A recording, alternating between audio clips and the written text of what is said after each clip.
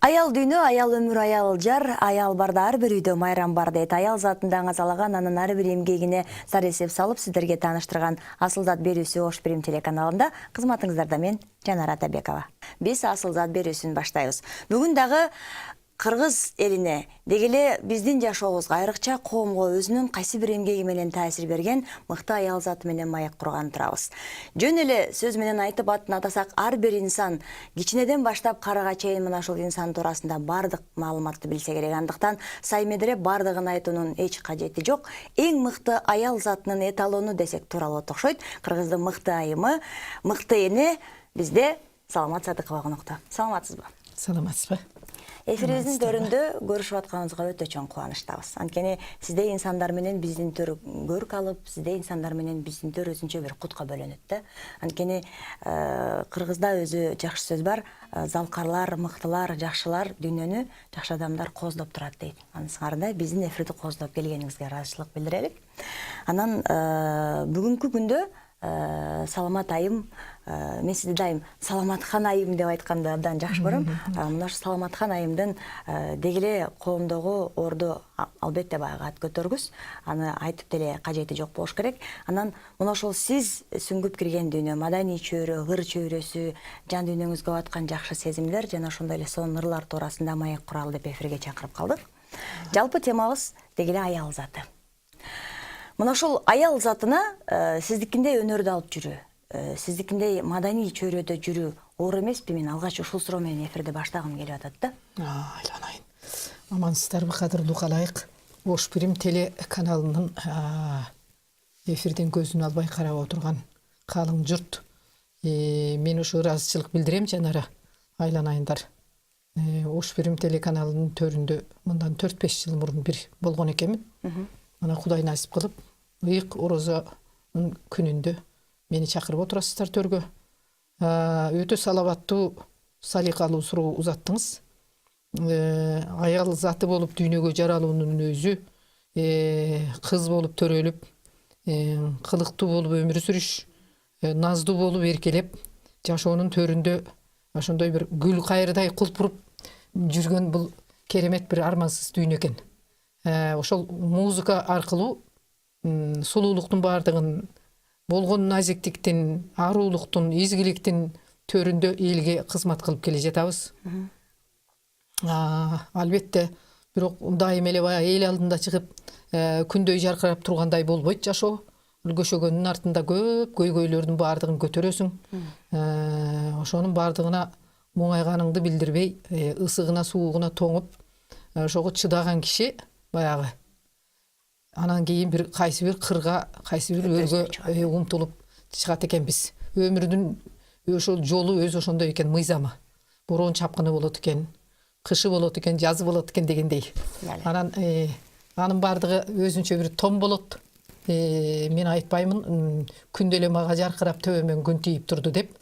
Чыгармачылыктын өзүнүн тузу ошондой бир күндөштүккө жакын, тымызын кандайдыр бир жанагы күлүктүү көрсө төрт аягы туурайт дегендей. Албетте жана сиз айткандай, чыгармачылыктын өрүшүндө көптөгөн элибизге бир жагынан угармандарыбызга позитив тартуулаганыбыз менен мына артыбыздан өсүп келаткан жаштарга мотивация бердик, дем бердик дегендей. Канчалаган жаштар ар бир муун өзүнүн алдында келаткан көчтөн дем алат экен да, эргүү алат экен, таасир алат экен. Мен ойлойм, ошондой биз да алдыбызда улуу көчтөрдөн мына Зейнеп Шакеева деген эжекебиз кандай ырча эле, мисалы Гүлмайрам Момушова деген эжекебиздин жөн эле бажырайган көздөрүнүн өзү эле канча элге эргүү берди дегендей да. Анан эми бери жагына келсек, бийчи эжекелерибизден Бүбүсара Бейшеналиева деген сыяктуу биз көрүп өскөн муун, биз да ошолордой болгубуз келди. Бери жагы мына Таттөбүй Турсунбаеваны театрга көбүрөөк барып көрүп калдым мен. Уркуя фильми бизде Баткенде Өргүзарлуу мекенибизде тартылганда дагы ал эжекени ийинине бир кара жакшынакай бакмал күрмөнү жаап, Сабира Күмүшалиева апабыз менен кетип бара жатканын мен өзүмдүн туулган айылымдын көчөлөрүндө көрүп калдым. 6 класс элем. Артынан кубалап жүрүп, ошолордун. Мен ойлойм, чыгармачылык ушундай экен. Сиз айткандай, жакшы адамдар баягы Айтматов айткан экен, жакшы адам жерден тийген күн сыяктуу деп. ошонун арындай ошол күн чыга калгандай болуп өзүңүз жүрөгүңүздө бир уютуп жүргөн, түнөтүп жүргөн жакшылыкты көргөндө артынан кубалайсың го. Мына биз деле ошондой Сабира апабыз баш болгон улуу апаларыбызга жылынып өстүк. Бәле. Мына ошолордон улам каранып, аларды көзгө кылып, анан дал ошол учурга келип отурасыз. Өзүңүз айттыңыз, мисалы, ар бир муун ошо өздөрүнүн улууларынан таасир алып, ошондон улам мотивация алып, анан алдыга умтулат деп. Мына ушул деңгээлге жетиш оңой болбосо керек, анткени нечендеген тепкичтерди басканыңызды дайымкы эфирлерде айтып келесиз, дайымкы сиздин автобиографияңызда же болбосо өмүр баяныңызда билип келебиз. Анан мына ошол оорун да көрдүңүз, жакшысын да көрдүңүз, азын көрдүңүз, көбүн көрдүңүз, жарык болду, караңгы болду. Мына ошол учурда сизге дем берип, сизге устат болгон ким болду экен деп сурап эрким келип атат. Анткени улам өйдөлөгөн сайын, өмүр өйдөлөгөн сайын сиздей залкарларды көрүп эле ушул боюнча эле асмандан түшкөндөй элестете беребиз да. Анткени сиздердин устаттарды балким биз көрбөй калгандыктанбы, же болбосо билбей калгандыктанбы, мына ушундай инсандарга ким устат болду экен деген суроо пайда болот. Эми өзгөчө мына көкүрөк байлыгына, руханий дүйнөгө жарык чачып эмгек кылган адамдардын устаты ал биринчи кезектен өзү болот. Мына баарыбыз ошол өнөр дүйнөсүнө киребиз, сиз болуп. Устат өзү болот дегенимдин себеби адам өзүн өзү бүлөйт. Өзүн өзү курчутуп отурат. Күн сайын эмгектен деп коет го баягы. 95% эмгек болуш керек деп коет. Ошол ырас. Анан келип туруп адамды бүлөгөн бул эл болот. Элдин алкышы, алакан оту, элдин жылуу сөзү, каяка баспайлык оң жакта, сол жакта эл бизди алкап турат да. Андан барып тургандан кийин мына бу телевидение менен радио, мына сиздер сыяктуу, мына өзүңдү таштап бара жатсаң, ай сен эртең эфирге келчи деген сөз кадимкидей камчы болот да бизге. Мына бүгүн мен ушул ош биримге келерде мага ошо сиздер телефон коңгуроо каккандан бери мен өзүмдү чыйыр алып, мынтип колго алып дегендей. Ушундай да, адам өмүр бою бая мектеп сындан өзүңдү өзүң жоготпой турушуң керек да. Мен болду бүтүрүп койдум деген болбош керек чыгармачылык адамда. Ошол жагынан алганда мен ойлойм өзүм алигече устат саяпкер болуп келе жатамын. Себеби туруп адам баягы баары бир ар кандай бир кырдаалга жараша ичине өзүңдү таштап жибересиң. Калп айткан менен болобу? Болот. Анан баягы орус айткандай пессимизмге алдырган учурлар болот. Бирок болбой эле анан кийин ушу жакшы адамдар мына радио тармагынан, телевидение тармагынан сиздерге окшогон чыгармачыл адамдар мына камеранын артында канча мыкты режиссерлор, редакторлор иштеп жатат. Мына ошол кишилер амансыңбы деп кабар алганда, мен тирүү турбаймынбы деп каласың. Чыгармачыл адамга ушул эң башкы азык да. Бале. Эми телекөрүүчүлөрдүн бардыгы тең азыр ичинен багы бул алып баруучу комузун карматып коелу эле эжекебизден сүйлөтүп бератат, качан ырдатат деп күтүп атса керек. Сизден жакшы чыгарма окугуз келип атат. Жакшы чыгарма угармандарга, көрөрмандарга арнап бериңиз. Эми жанара мен ошо бара-бара жана өзүмдү өзүм сындап отурганым ырас, көбүнчө тематиканы көп ырдаган ырчымын. Ошондой болсо дагы сиздердин бүгүнкү көрсөтүү асыл зат деп аталат экен. Бир керемет элге кеңири жайылып кеткен чыгарма бар. Эч жерде ырдабаганмын. Үйдө кээде кыңылдап койчумун анда санда. Ошону аракет кылып көрөйүн. Унутуп баратсам сиз мага жардам берип туруңуз. Майрамбек Осмоновдун Сезим деген ырын мен жакшы көрөм десеңиз, ошону эфирге биринчи ырдап атышым. Мүдүрүлүп баратсам жардам берип коюңуз. Биздин көрүүчүлөр бактылуу көрүүчүлөрдөн экен.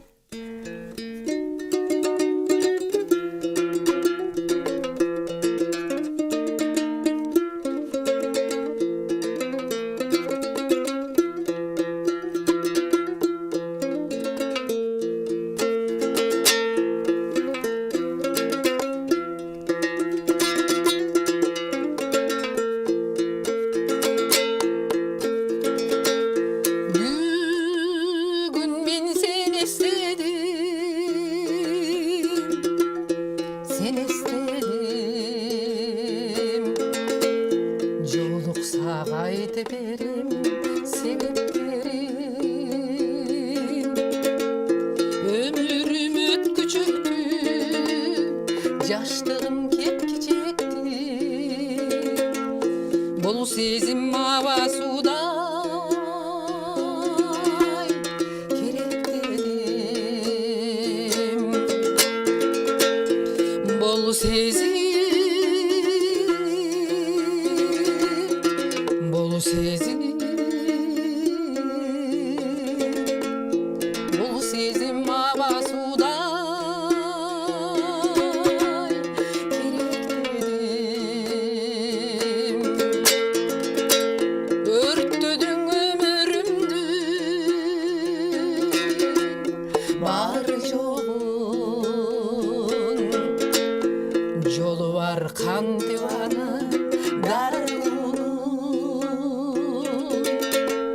айықпайым башқалардан, жоқ қалды башқарға.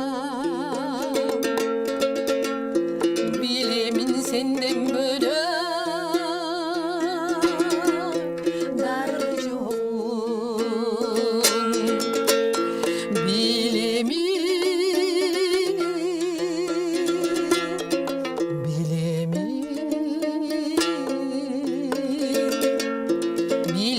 сенден бөлек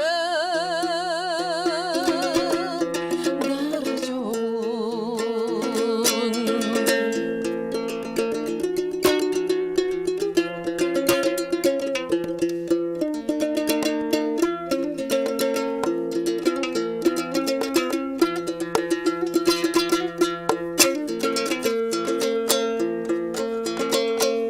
Білмеймін қайдан сені тарымды, білгізіп қойсаң болып қаларымды. Көз талдай тіктей беріп, ырдағып бүтпей темір. Сағындым жару керім жамалыңды. Сағындым,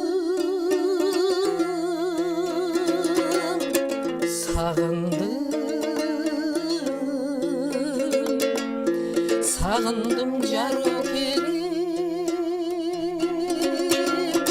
жамалыңды.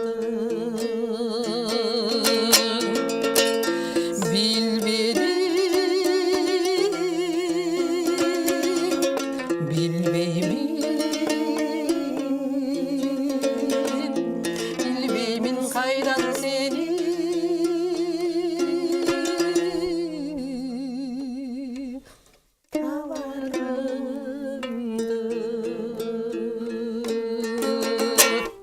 Ай бали. Керемет чыгарма, керемет комуздун коштоосунда болду. Чын эле комуз үнү жан дүйнөнү кытыгылап өзүнчө бир башка сезимдерге бөлөйт. Мына ошол мен сиздин эфирдеги сахнадагы кийген кийимиңизди көрүп, мен эле эмес, менин апаларым дагы суктанып карап калышат. Анан деги эле кийим тандоодо, мына ушундай сахнага кийген кийим тандоодо, көчөдө кийген кийим тандоодо эмнеге көбүнчө басым жасайсыз? Мен эми биринчиден мактанчылык эмес, жаш кезимде, бала кезимде 9 жашымда калсам дагы менин энем Раматылык Мария деген киши мени дүйнөгө алып келген. Ашканча бери эле. Ал киши каза болгондо 9 жашымда, ишенесизби, додо түйүнчөк кол эмгектери калды. Тор токуган торлору өзүнчө, кураган курактары өзүнчө. Анан ушу сырткы кийимден баштап туруп бүт баарын бычып тиккен аял эле. Анан ошо эсимден эч кетпейт. Атабыздын кийинки алып келген аялы ошонун баарын өрттөгөндө тамдын артына барып ыйлаган элем мен. Апамдын кол эмгектеринин баарын өрттөдү деп. Эми 9 жаштагы колубуздан эч нерсе келбейт. Өрттөбү деп айта албайбыз да. Апам карманган буюмдун баарын ошентип көз алдымда турат. Ошон үчүн апабыздан жукса керек. Мен жаштык кезимде айылда жүргөндө мына эки кызды кичинекейинде өзүм эле кийинтип койчумун. Түнү менен токуп, бутунан башынан аягына чейин баарын токуп коет элем да. Анан эми бычып тигет элем. Чынын айтыш керек. Ошон үчүн бекен чеберлерге өтө сергек мамиле жасайм. Мына Марапат Куралова деген эжекебиз бар, азыр жашы 70-тен ашып калды. Мындай кишилердин керек болсо мектебин ачыш керек эле. Мындай чеберлерди эч ким барктабай калды. Мына азыр мына үстүмдө турган көйнөктү ошол эжекеге анан өзүм тандайм мен. Мына жибек. Бир аз колума бир нерсе баягы орой айтканда карга чычып койсо, барып таза элге будай эле. Тапканымды элге кайра жумшаймын. Анан ушу жибектен натуральный деп коет. Ушуну көйнөк тигип бериңиз эжеке деп, ушу эжекем 70-ке чыгып атканда да ушу көйнөгүмдү тигип берди. Көбүнчө ошол жаштык кезимден Марапат эжекенин кийимдери, көйнөктөрү тозбойт. Бир жеринин жипшугу бузулбайт да. Тоң калам. Эмне кылып дегиз эжеке депчи. Алигече жаштык кезимде көйнөктөрүм илинип турат үйдө. Анан кийин эле кече кийин мына мыкты чеберлерден Байра Кейжи деген чыкты, Толгонай деген кызыбыз бар өтө. Бул да кыргыз кийимдерди жакшы кылып тигет. Анан Жумагүл Сариева мына азыр могу үстүндө кийип отурган шырыма чапаныбыз. Кандай сонун кыргыз эл үчүн кызмат кылып жатат. Чапан деп. Бул анан Дилбарыбыз бар, Эми мейли кандай кийим кийбеңиз, жеке кандай баягы үстүңүздө кийим болбосун сиздин ырыңыз баарынан өзгөчөлөнүп турат эмеспи? Андыктан азыр көрүүчүлөрдү ыр сагындырбай дагы бір сонун чыгарма аткарып берелик. Жакшы болот.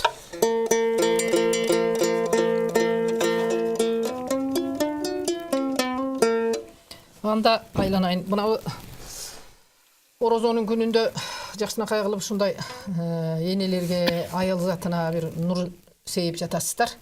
Мен аксакалдар азайып бара жатат деген бир чыгармам бар эле. Ошону орто берейин, Сонун. Сөзү Мукагали Макатаевдики, ону меники.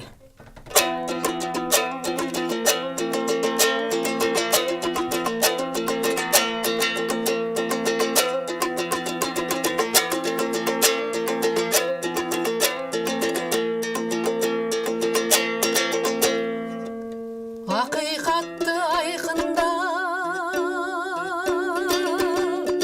жарыялар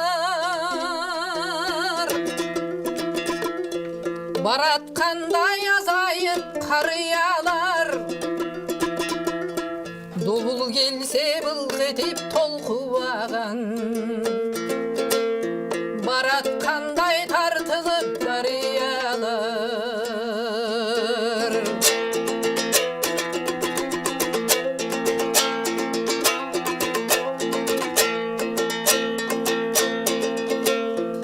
акыл айтып турбаса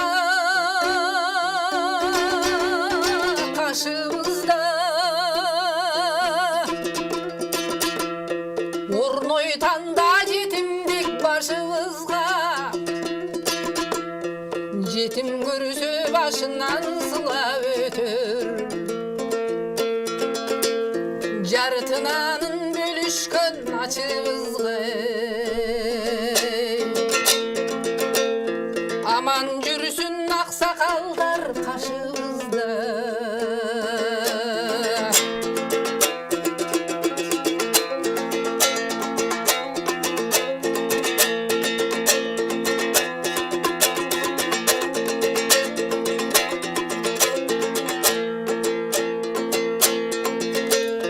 гүлсөң күлкүң жарашар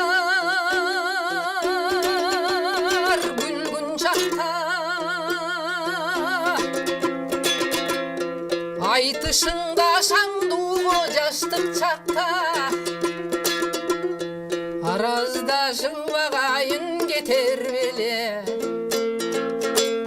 аксакалдар болбосо айылыбыздай алысташып агайын кетер беле аксакалдар болбосо айылыбыздай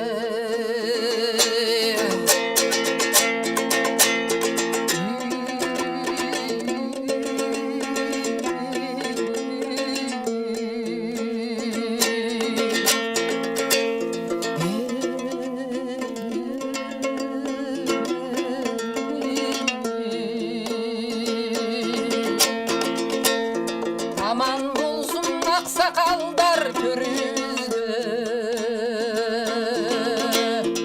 аман жүрсүн аксакалдар кашыбызда Эбали айтканыңыз келсин, мына ушундай сонун тематикадагы чыгарма чын эле бардыгыбыздын жан дүйнөбүзгө бир башкача сезимдерди тартуулады. Ушу Камбаркан түзүлгөн күндөн баштап эле биз абдан бир жолдуу коллектив болдук.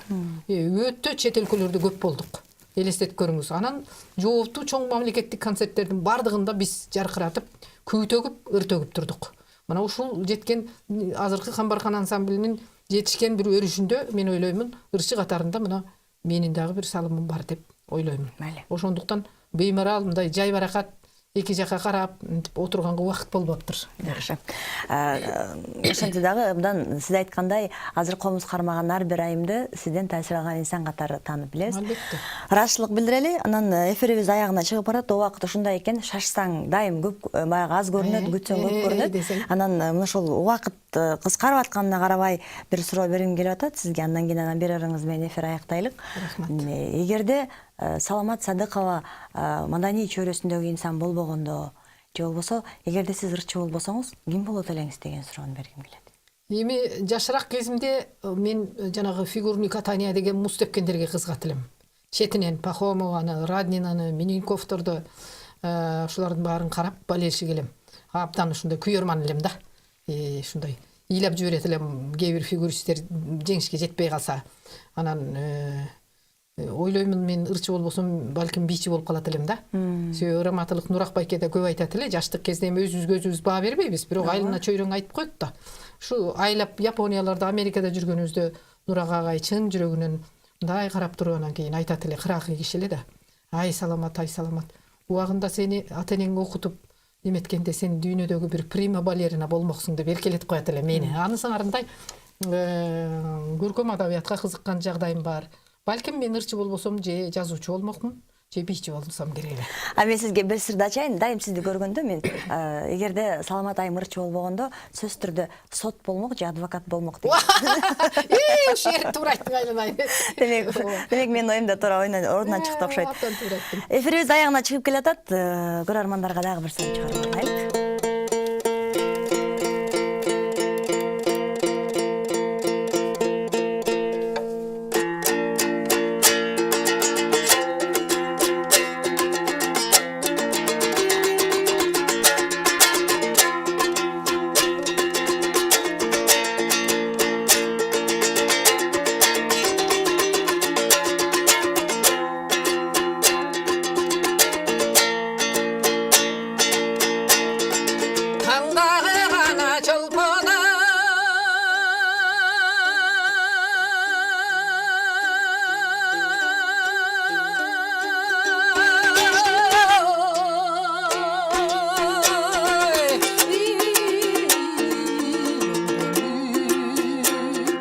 Жарқылдап сүйкіма гүліші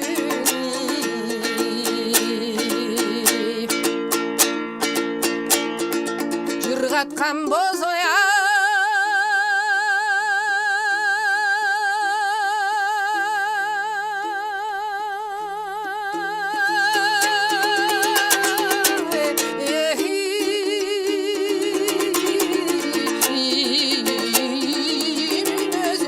Ой çirkin yaşlıktın cırpar gülüsün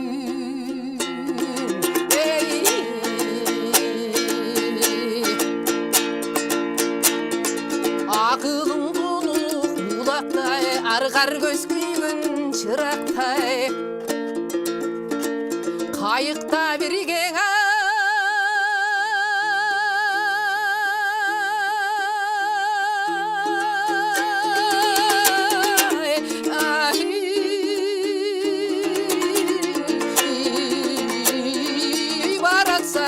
Oy çirkin kalavın arman tırmaktı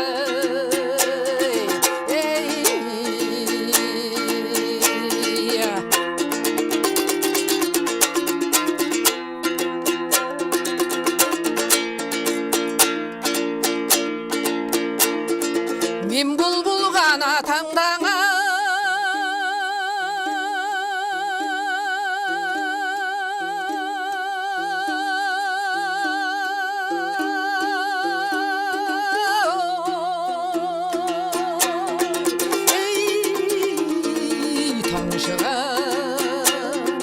Sen bir gül todonan kılani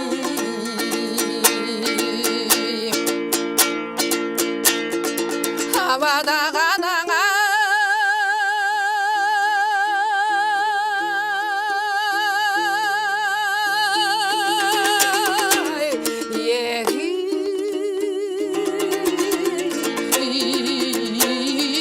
Sen çolpon oy çirkin yaşlıktın cıpar gülüsün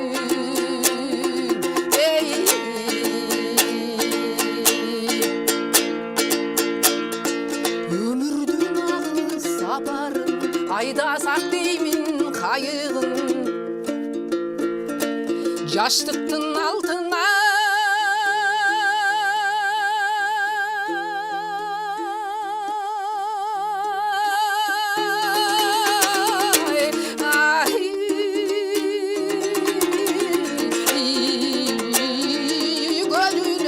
Oy çirkin karmazak altın bağlı